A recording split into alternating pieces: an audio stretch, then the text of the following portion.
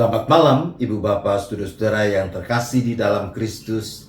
Kita bersyukur kepada Tuhan untuk kasih setianya yang nyata dalam hidup kita, yang memungkinkan kita boleh diperjumpakan lagi dalam persekutuan syafaat malam pada saat ini.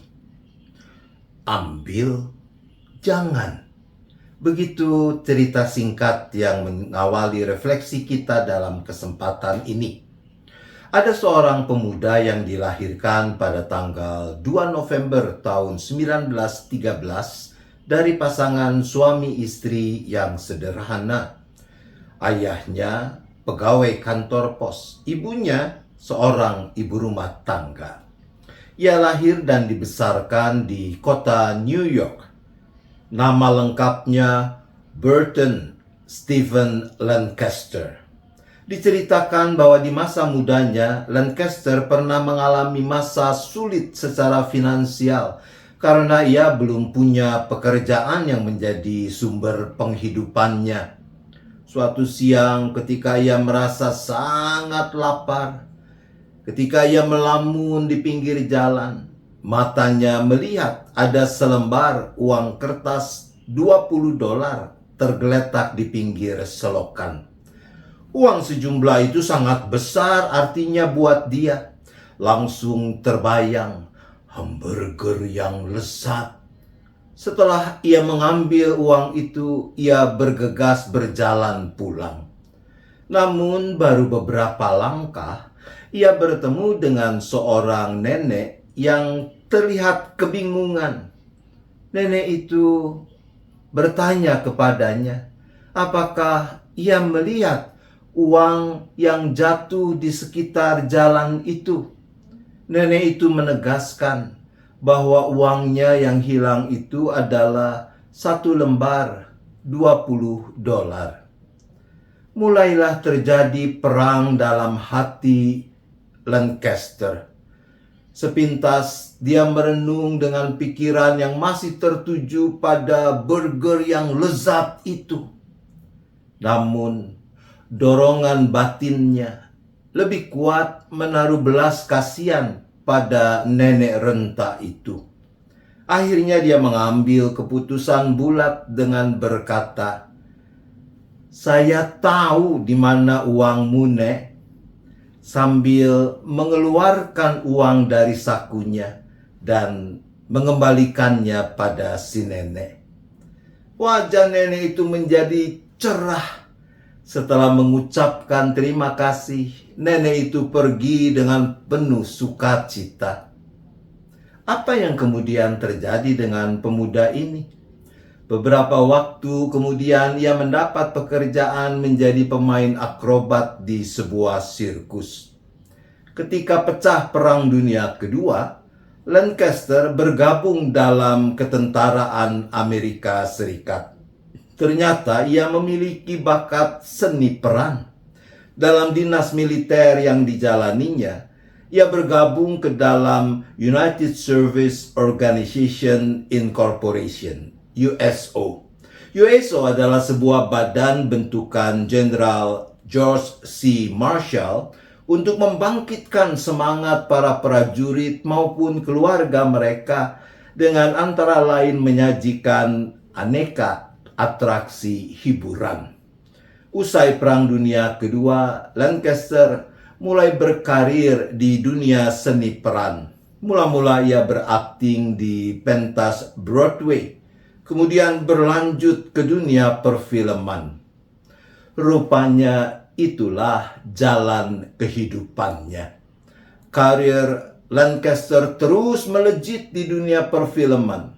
Sekurangnya ia berperan dalam 59 film. Ia dinominasikan 4 kali dalam Academy Award atau Piala Oscar untuk aktor pria terbaik dan berhasil sekali memenangkannya. Ia juga memenangkan 2 BAFTA Awards dan 1 Golden Globe Award untuk aktor utama terbaik. Dunia lebih mengenalnya dengan nama singkatnya, Burt Lancaster.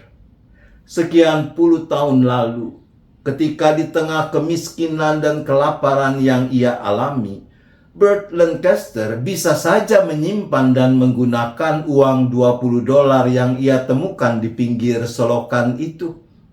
Tapi ia mengembalikannya pada seorang nenek yang tidak dikenalnya itu. Dengan tindakannya itu, Burt Lancaster mendemonstrasikan kejujurannya, kelurusan hatinya. Dan ia terus menjaga kejujurannya, kelurusan hatinya. Karakter yang diwarisinya dari kedua orang tuanya yang adalah pemeluk Kristen Protestan yang saleh. Lewat dunia perfilman yang digelutinya, Burt Lancaster berhasil memiliki kekayaan lebih dari $200 juta. Ibu bapak saudara-saudara, pemazmur mengatakan di dalam Mazmur 64 ayat 11, hendaknya orang benar bersukacita karena Tuhan dan berlindung kepadanya, dan hendaklah bermegah semua orang yang lurus hatinya. Ungkapan lurus hati dalam teks kita menunjuk pada kecenderungan hati orang untuk melakukan apa yang benar di mata Tuhan, apa yang menyukakan hati Tuhan. Oleh karena itu, kelurusan hati tidak terpisahkan dari kebenaran. Ciri utamanya adalah praktik hidup yang diwarnai oleh kejujuran. Itu yang digunakan di dalam Alkitab terjemahan baru edisi pertama untuk Mazmur 64 ayat 11. Selamat merawat kejujuran, ketulusan hati dalam menjalani hidup ini. Tuhan menolong kita. Amin. Mari kita bersyafaat. Bapa di surga, ampunilah kami sekiranya di sana sini kami gagal mempraktikkan kejujuran, kelurusan hati dalam relasi dengan orang-orang lain. Tuhan, ampunilah kami.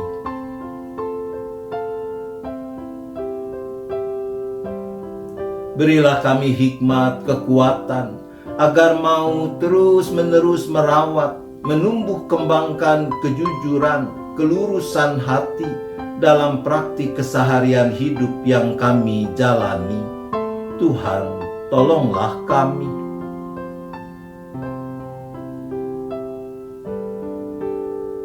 Kami kembali berdoa bagi saudara-saudara kami beserta keluarga masing-masing dengan rupa-rupa pergumulan yang dihadapi. Secara khusus kami berdoa bagi mereka yang sakit, yang masih menjalani pengobatan ataupun yang sedang dalam tahap pemulihan. Kami berdoa bagi Bapak Bambang Kristanto, Bapak Hari Dwi Yoga, Ibu Suciwati, Bapak Andi Hamdono, Bapak Andris Theodorus, Ibu Kimwa, Ibu Damayanti, Ibu Sylvia Chua. Bagi mereka semua beserta keluarga masing-masing kami berdoa.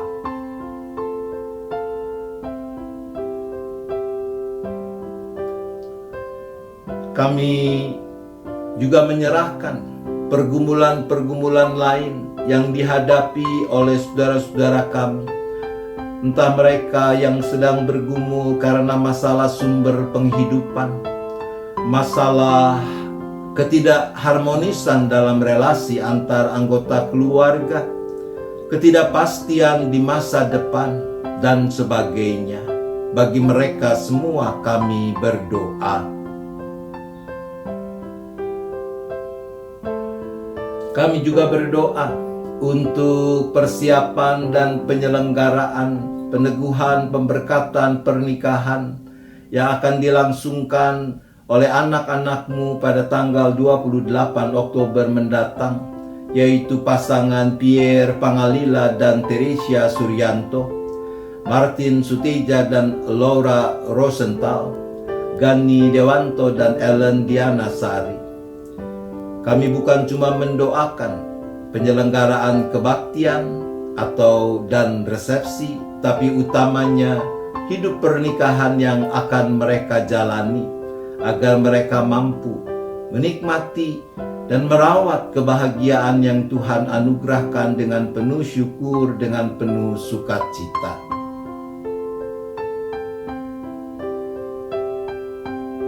Kami juga berdoa bagi keberadaan gerejamu di mana-mana tempat yang Kau hadirkan untuk turut serta mengerjakan misi Allah. Dan bagi jemaat GKI Gading Indah, kami berdoa bagi proses pencalonan penatua tahun pelayanan 2024-2027, bagi penyelenggaraan sakramen baptisan anak pada tanggal 5 November, juga penyelenggaraan kebaktian emeritasi pada tanggal 6 November mendatang.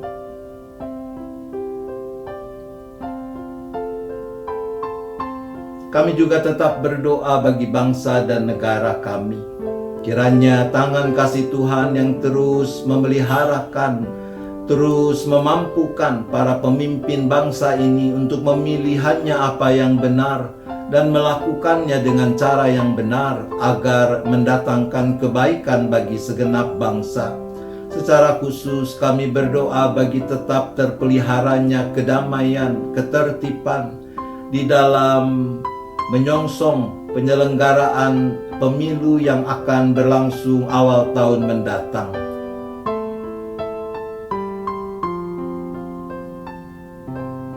Kami juga terus berdoa bagi makin mewujudnya kedamaian dan perdamaian di muka bumi ini, khususnya bagi penyelesaian konflik antara Rusia, Ukraina, Israel dengan kelompok Hamas.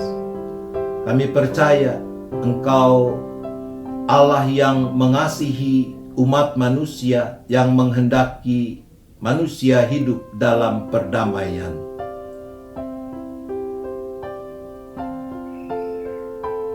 Apabila tiba saatnya sebentar nanti kami beristirahat, kami kembali menyerahkan seluruh keberadaan kami hanya ke dalam tangan pengasihan-Mu. Engkaulah yang memeliharakan kami sehingga kami dapat beristirahat dengan cukup, tidur dengan nyenyak, dan besok menyambut hari baru dengan penuh sukacita, dengan penuh syukur. Terima kasih ya Bapa. Kami bersyafaat hanya di dalam nama Yesus Kristus. Amin. Selamat malam Ibu Bapak Saudara-saudara, selamat istirahat. Tuhan tetap beserta kita.